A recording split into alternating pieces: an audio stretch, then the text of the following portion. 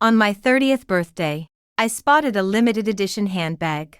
I'd barely picked it up when a heavily made-up woman lunged and snatched it from my hands. I tried to reason with her, but she slapped me across the face without a word.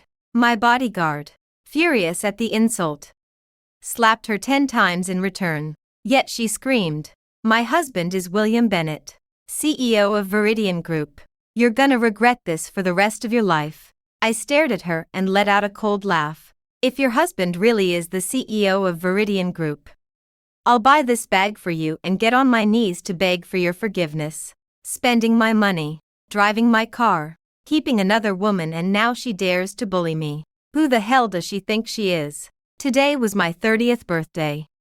And also my 3rd wedding anniversary. I stood alone in front of the Hermes boutique at Veridian Mall, staring blankly at that limited edition bag.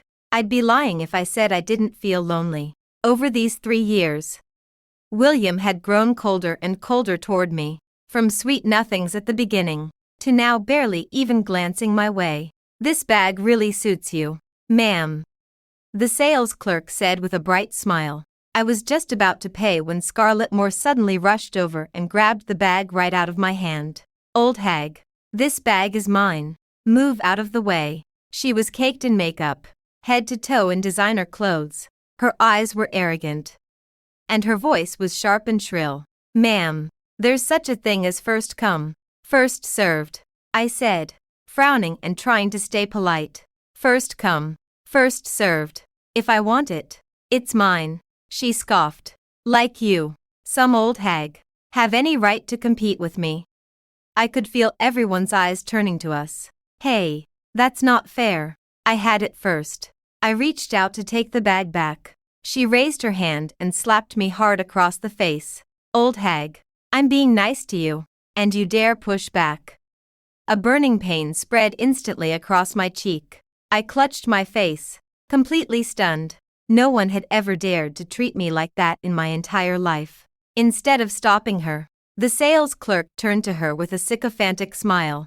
"Miss Moore, this bag definitely looks better on you. Let me wrap it up for you." Scarlett tilted her chin up and looked at me triumphantly. So they knew each other. She was a regular, apparently. I stared at the clerk's snobbish face, and anger bubbled up inside me. Just because I was dressed simply and she was covered in jewelry, I deserved to be bullied. Just then, Liam Stone strode in from the entrance. He was my bodyguard, crew cut, sharp eyes, built like a tank. He rarely spoke, but he was fiercely loyal to me. "Mrs. Hale, are you all right?" When he saw the red handprint on my face, a flash of murderous rage crossed his eyes. Before I could answer, he grabbed Scarlett's wrist and slapped her 10 times in quick, crisp succession. Crack, crack, crack. Scarlett's mouth split open and bled.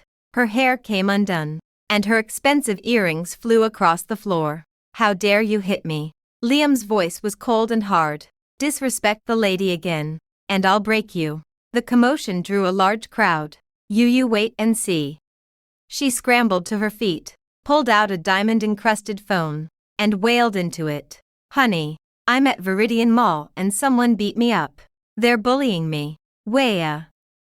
A man's deep, gentle voice came through the speaker. "Baby, don't cry. Who dared touch you? I'm on my way right now." It was unmistakably William's voice. She hung up the phone, grinned at me through her swollen face, and snarled, "My husband is the CEO of Veridian Group. You're both dead." The store manager's legs turned to jelly when she heard CEO of Veridian Group. She apologized profusely to Scarlett, then turned to me and said, "Ma'am, why don't you just apologize to Miss Moore?" It was obvious she wanted me to swallow the injustice and let it go. Why should I? I stood there, my mind buzzing. No wonder William had been so distant lately. He'd been seeing someone else. I looked at Scarlett's triumphant face, and rage surged through me. "Apologize? Not a chance. If your husband really is the CEO of Veridian Group, I'll buy this bag for you and get on my knees to beg for your forgiveness. William Bennett, let's see how you handle this." It didn't take long for William to arrive. He was wearing a tailored designer suit and gold-rimmed glasses. 2 mall security managers followed close behind him. He burst in, and his eyes only saw Scarlett, sitting on the floor sobbing her heart out. He rushed over and helped her up gently. "Baby, who did this? Where are you hurt?" His voice was soft, his eyes full of concern. He didn't even notice me standing there. 3 years of coldness and distance suddenly made perfect, brutal sense. My anger was boiling over. Scarlett buried her face in William's chest, pointed at me, and whined, "Honey, you're finally here. It's this old hag and her lapdog. Look at my face. I'm almost disfigured." Only then did William turn his gaze to me, and his eyebrows furrowed into a deep scowl. I caught a flash of panic in his eyes, but it quickly vanished, replaced by cold calm. "Victoria, it's you." His voice was icy, deliberately loud, as if I were the one being unreasonable. "What is wrong with you? Acting like this in public, have you no manners at all?" He paused, glanced at Scarlett in his arms, and said in a declarative tone, "Scarlett is my long-lost biological sister. How could you let your servant attack her? Apologize to her right now." I almost laughed out loud at his shameless lie. "Biological sister? William, do you take me for a fool? She calls you honey and throws herself at you in public." The murmurs from the crowd grew louder, their stares pricking at me like needles. William's face darkened instantly, his eyes turning cold and menacing. "Shut up. Scarlett calls me honey because that's what we call older brothers back home. It's a nickname. How can you be so filthy-minded? You just can't stand that I'm being nice to my sister who I lost for so many years. Can you?" His voice rose, carrying an air of absolute authority. "I'm telling you, Victoria, you will apologize to Scarlett today, or we're not done." A hometown custom. I laughed coldly. What a ridiculous lie. Not even bothering to make it sound believable. People were whispering now. "Sounds like a jealous wife who can't stand her sister-in-law. Look how plain she dresses. Who knew she'd be so vicious?" Every word cut into me, gnawing at my nerves. I felt like a clown, being publicly humiliated by the two of them. A wave of suffocation and helplessness washed over me. William's shamelessness was making me physically sick. William saw that I was biting my lip and saying nothing, and thought I was scared. He turned to the crowd and forced a magnanimous smile. "I'm sorry for the scene, everyone. My wife is a little spoiled. She doesn't know how to behave." With those words, he put all the blame on me, cementing my reputation as a shrew. He was such a good actor. I almost believed I was the spoiled, unreasonable monster he made me out to be. Then he turned back to me, and his smile vanished, replaced by a cold, menacing glare. He lowered his voice and said, word for word, "Victoria, apologize. Then buy this bag for Scarlett to make her happy, and we'll forget this ever happened. Otherwise, don't blame me for forgetting our marriage vows." He had the nerve to talk about marriage vows. Scarlett lifted her head from his chest and gave me a smug, contemptuous look. "You heard him. My brother wants you to get on your knees and apologize. And you have to buy me this bag. Otherwise, I'll make him divorce you. You barren old hen." William was clearly getting impatient. "Victoria, I suggest you be smart about this and just apologize. Don't make me say something I'll regret. If this gets out, you'll be the one embarrassed. Your whole family will be embarrassed. Look at her. She's probably just a doormat at home. Yeah, her husband's successful, so she lives off him. Pathetic. If I were her, I'd crawl into a hole and die instead of standing here." These words cut into my heart like dull knives. Live off someone else. When had Victoria Hale ever lived off anyone? I clenched my fists tightly. So this is what William thought of me. 3 years of marriage. And it had all been for nothing. I slowly lifted my head and looked William straight in the eyes. "Are you sure you want me to apologize to her?" There was no anger, no accusation in my voice, only coldness. "Of course. Do you expect my sister to apologize to you? You shrew. Victoria, I'm warning you. Don't play games with me. My patience is running thin." I finally saw William for what he was: cold, selfish, and utterly shameless. And I finally realized how stupid I'd been to marry him out of gratitude. Victoria Hale. I'd misjudged him and wasted 3 years of my life. I looked away from his disgusting face and turned to Scarlett, who was still acting like she owned the place. You wanted this bag so badly. Did William promise to buy it for you? He bought you a car, a house, all those designer clothes and jewelry. He's been very generous. But do you know whose money he's been using to spoil you? Scarlett shifted uncomfortably under my gaze. It's my brother's money. The CEO of Veridian Group's money. What? Are you jealous? Jealous that he loves me more than you. William sensed trouble and snapped, trying to regain control of the situation. Victoria. What the hell are you talking about? Apologize to Scarlett right now. My patience had run out. I yanked my arm free from his grasp, sending him stumbling backward. Apologize. Fine. But the ones who need to apologize aren't me. It's the two of you. You shameless pieces of trash. I pulled out my phone and pressed the number 1 speed dial. James Reed. This is Victoria Hale. Bring every on-duty security guard to the 3rd floor Hermes boutique in 3 minutes. William stared at me in disbelief. What are you doing? Scarlett froze too. The crowd stirred. Some looked confused. Others started quietly filming the scene. The sales clerk and manager stared at each other, not knowing what to do. William quickly composed himself and sneered. Victoria. You're just humiliating yourself. Who is James Reed? The mall general manager. Why would he listen to you? Who do you think you are? Who am I? I repeated, a cold smile playing on my lips. You'll find out soon enough. Less than 2 minutes later, James Reed came running in, followed by a group of department managers and security supervisors. The moment they saw me, they all bowed 90 degrees, not daring to breathe. Chairman, we apologize for our late arrival. James's voice was shaking. He didn't even dare to look up at me. The 2 security managers William had brought with him almost collapsed to their knees. They didn't recognize me, but they knew James Reed, the highest authority at Veridian Mall. The crowd erupted. Chairman. That woman is the chairman. No way. She looks so young. The Hermes manager and sales clerk were trembling with fear. William and Scarlett were completely stunned. But William quickly forced an ugly smile. Victoria. You. A housewife who's never worked a day in her life. The chairman. He turned to James, his voice shaking. Mr. Reed. You must have the wrong person. I stepped forward, my presence filling the room. William. Do you really think you got that department director position on your own merit? I only gave you that meaningless title because I felt sorry for you. Because I didn't want you to feel inferior. I, Victoria Hale, am the chairman and CEO of Veridian Group.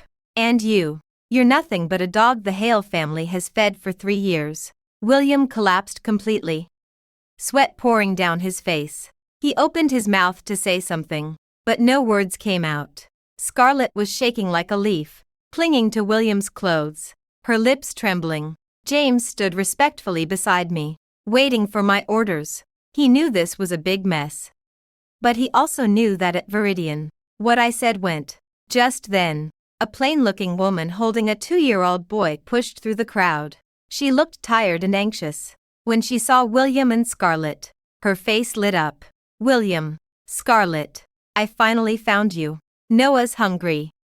He's been crying for you. I made him some soup. The little boy wriggled free from the woman's arms and ran toward William, calling out in a baby voice, Daddy, Mommy, hug me. Dead silence. Every eye in the room was fixed on the child. The air felt thick enough to cut. You could hear a pin drop. I stared at this absurd scene and laughed. William, you've been playing the loving husband for 3 years. It's time for the show to end. James. Call the police. Charge them with fraud and bigamy. And look into William's time at the company, see if he embezzled any funds. James immediately pulled out his phone, his fingers shaking as he dialed. I turned to the shocked crowd. I'm sorry you all had to see this. 3 years ago, my mother was in a car accident. William Bennett, who was a delivery driver back then, took her to the hospital and saved her leg. To repay him, I let him marry into the Hale family. For 3 years, I treated him well. I never thought I'd end up raising an ungrateful backstabber. William was panicking now. Scarlett held the child tightly, trembling. The crowd was murmuring now. And the people who had been judging me earlier were now staring at William with disgust. So that's what happened. That man is disgusting. He married into her family and still cheated on her. William suddenly pushed Scarlett and the little boy away and crawled over to me, grabbing my legs. Victoria, I'm sorry. I'm a monster. It's all Scarlett's fault. She seduced me. I don't love her. The baby. The baby isn't even mine. He was sobbing hysterically, snot and tears running down his face. Please believe me. I love you, Victoria. For my mother's sake. For our 3 years of marriage. Please forgive me this once. I looked down at his pathetic display and felt nothing but disgust. He was on his knees, crying like a child, clinging to my legs. But just a few minutes ago, how had he treated me? To prove his loyalty, William turned and slapped Scarlett hard across the face, knocking her to the ground. Bitch, this is all your fault. Get out, he screamed, completely losing it. Scarlett stared at him in shock, then screamed back. William Bennett, you're not human. You said you only loved me. You said you'd marry me. You said Victoria was a tiger and you'd divorce her soon. We have a child now. You said you'd buy us a big house. You liar. The little boy started crying loudly. William kept hitting her and screaming the most horrible things. Scarlett fought back, scratching his face with her nails. It was a disgusting scene, and the crowd frowned in disapproval. The couple who had been so loving just minutes ago were now tearing each other apart like wild dogs. I watched the spectacle coldly, feeling no sympathy at all. James, I turned to him. Tell the legal team to draw up the divorce papers immediately. Freeze all of William's assets. Recover every penny he took from me, from the company, over the past 3 years, including everything he gave this woman. Not a single cent stays with them. James nodded quickly and started making calls. Just then, the head of the company's legal department rushed in, out of breath. Chairman, I have the legal team waiting downstairs. I nodded. Terminate the lease with this store immediately. Start looking for a new tenant. The Hermes manager's legs gave out and she almost fell to her knees. Chairman, we had no idea who you were. Please. I didn't even glance at her. Less than 20 minutes later, the police arrived. The head of legal immediately went over to them. Officer, these are William Bennett's suspicious transfer records from the past 3 years. The legal department has had them on file. We were just waiting for the chairman's order. These are the purchase records for all the luxury items Scarlett Moore owns. Most were paid for with William's supplementary card or company funds. James pulled out another file. We have all the mall purchase records on file. The crowd came forward to testify, describing how arrogant William and Scarlett had been. Officer, they were hugging each other in public. Yeah, that woman kept calling him honey. They were obviously cheating and had the nerve to be so rude about it. The plain-looking woman holding the child cried out. Officer, I'm their nanny. I've worked for them for almost 3 years. The baby is over 2 years old. The little boy was still crying, calling Daddy, Mommy, in his baby voice, when the silver handcuffs were placed on William and Scarlett's wrists. They were still screaming and fighting with each other. It's all her fault, William yelled, pointing at Scarlett. Officer, she seduced me. Scarlett screamed even louder. He tricked me. I'm innocent. He told me he was single. Let go of me. I didn't do anything wrong. She struggled to break free, but it was no use. William turned to look at me, his eyes full of anger. Victoria, I saved your mother's life. You can't do this to me. If it wasn't for me, your mother would be dead. I stared at him coldly and said nothing. The police started leading them out, and William kept looking back at me. Victoria, you'll regret this. You'll regret this forever. The little boy cried and tried to run after them. The nanny pulled him back, crying herself. Noah, be good. Don't cry. She looked around helplessly, not knowing what to do. I watched William and Scarlett being led away, my face expressionless. I felt nothing. not even anger. Just a huge sense of relief. James, get them all back to normal. Calm down the customers. This kind of thing is bad for business. James nodded quickly. Yes. Chairman, I'll take care of it right away. Legal department, cooperate fully with the police. Make sure this case is airtight. I don't want any surprises. The head of legal stood up straight. You have my word. Chairman, we'll see this through to the end. The crowd slowly dispersed. But people were still whispering. Today was supposed to be my 30th birthday. But it ended in this ridiculous spectacle. It was messy, but it also marked the start of a new chapter in my life. From now on, I would never let anyone make me feel small again. Someone had filmed the whole thing at the mall. By the time I left, the videos were going viral on social media. Shocking. Rich husband cheats in public. Gets crushed by his CEO wife. Secret love child exposed. Veridian Group chairman catches husband cheating red-handed. 3-year marriage was a lie. CEO wife takes brutal revenge on cheating husband. The videos were edited to be as dramatic as possible. Footage of William begging on his knees. Scarlett getting slapped. And the little boy calling them mommy and daddy. The comments were overwhelmingly on my side. That CEO is so badass. This is how you deal with cheaters. That ungrateful piece of trash deserves to go to jail. Poor woman. She was lied to for 3 years. William Bennett is the worst kind of human being. Within hours, the story was trending everywhere. William and Scarlett's personal information was dug up and posted online. They were completely disgraced. When the lawyer came back from the police station, I was standing by the floor-to-ceiling window in my office. The city lights sparkled outside, but my heart felt dark and empty. Chairman, William has confessed to everything. I didn't turn around. I just stared out the window. Go on. My voice was calm, but my hand, holding a coffee cup, was shaking slightly. William says he started investigating your background 3 years ago. He used his job as a delivery driver to stake out your house and learn your family's routine. I closed my eyes and took a deep breath. So that's how it was. He also studied your personality carefully. He knew you were loyal and grateful, and that if he did you a big favor, you'd fall for him. So he paid off a truck driver to stage that car accident. The coffee cup slipped from my hand and shattered on the floor. Hot coffee spilled everywhere. Just like my broken heart. That heroic rescue had been a lie from start to finish. Keep going, I said, my voice hoarse. He says he planned the time, place, and route of the accident perfectly. He made sure he'd be the first one there. To play the hero, I turned to look at Mr. Carter, the lawyer. He flinched at the coldness in my eyes. What else? He says your mother's injuries weren't supposed to be that bad, but the truck driver hit her twice on purpose to make the rescue seem more dramatic.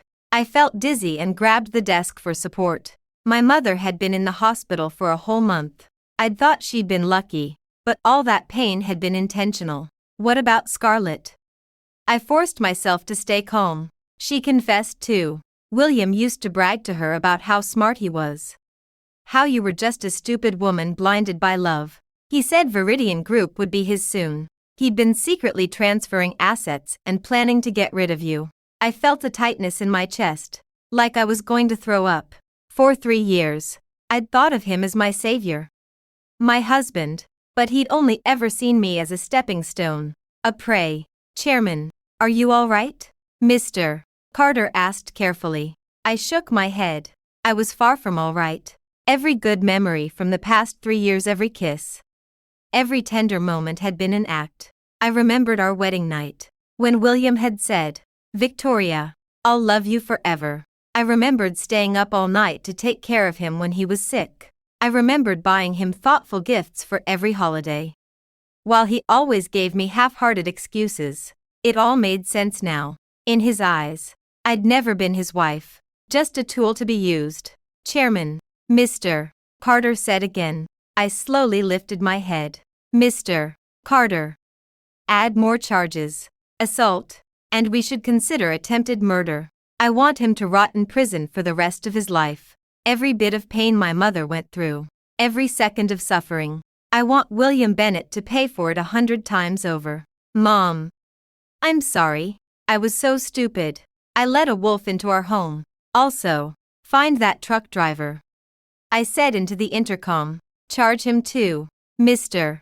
Carter quickly wrote down my orders. And hire the best private investigators. I want to know every single terrible thing William Bennett has done in the past 3 years. Not one thing gets missed. Mr. Carter nodded. With the evidence we have now, William is looking at least 15 years. If the assault charges stick, it could be life. Not enough. I shook my head.